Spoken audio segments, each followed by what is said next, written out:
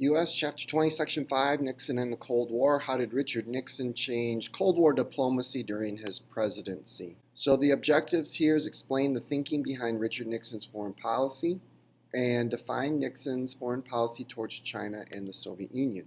So when we look at redefining American foreign policy, before Nixon, the president and foreign advisors and everyone was kind of us versus them, meaning communism, and that the communist countries were in a plot to export communism all over the world.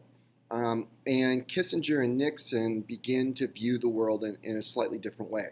They begin to realize that that is not this overarching plan. And even within communism, that there was enough differences between China and the Soviet Union to create tension between those two countries. So there wasn't this united communistic front that most people pre-Nixon kind of believed existed. So Kissinger and Nixon are going to take what they considered to be a real politique approach, meaning that it's going to be very pragmatic, and that instead of worrying about isms, we're going to worry about what's in our best national interests. So, for example, when they look at China and the Soviet Union, they realize that there's an awful lot of opportunity to trade with those countries and to benefit American businesses back home. Whereas our idealistic allies like Japan and Germany and Europe are becoming our economic rivals. And so we need to figure out a way to continue to grow our business, and that probably isn't going to be with Japan and Germany because they're outproducing us and they're doing a better job. We need to open new markets, and China and the Soviet Union are probably our best bets.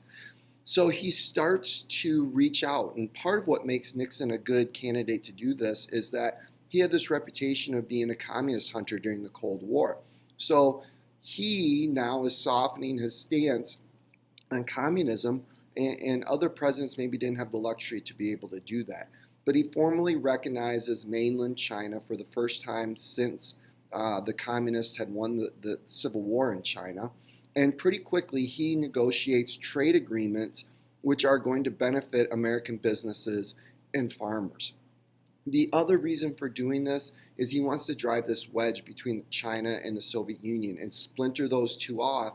And really what he's hoping to do with this realpolitik is play those two countries off against each other so that we can come out winning in both areas.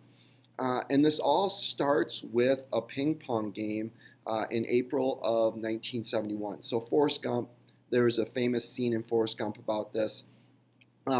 It is a way for the United States to get into China, and while this ping pong game is going on, Henry Kissinger is negotiating behind the scenes to make it so that Nixon can visit China, which he does in 1972, and that formal visit and recognizing China opens up all kinds of opportunities. Americans are able to go to China for tourism, Chinese are able to come to the United States for tourism, and then also you've got an increase in trade. This is going to then bring the Soviet Union to the table. The Soviet Union doesn't like the fact that the United States has opened the door to China, so Brezhnev invites Nixon to come to the Soviet Union. They sit down and they agree to two different things. One is they're going to do a joint space mission. The other thing is Strategic Arm Limitation Talks 1, where they're going to begin to reduce the number of missiles that they have. They're going to shrink their arsenal. They're going to kind of limit the kinds of missiles that you can continue to make in the future. So there's all kinds of things that come out of this. When we look at the short-term results of Nixon's foreign policy, it's going to help end the Vietnam War. He's going to push Vietnamization, where we can walk out of Vietnam, and if it falls to communism, we're not going to be really all that happy about it. But at the same token, we no longer fear that the domino effect is going to take place. Long term, this is really the first step towards ending the Cold War, and it sets it up for Reagan in another decade to be able to kind of bring the Cold War to an end.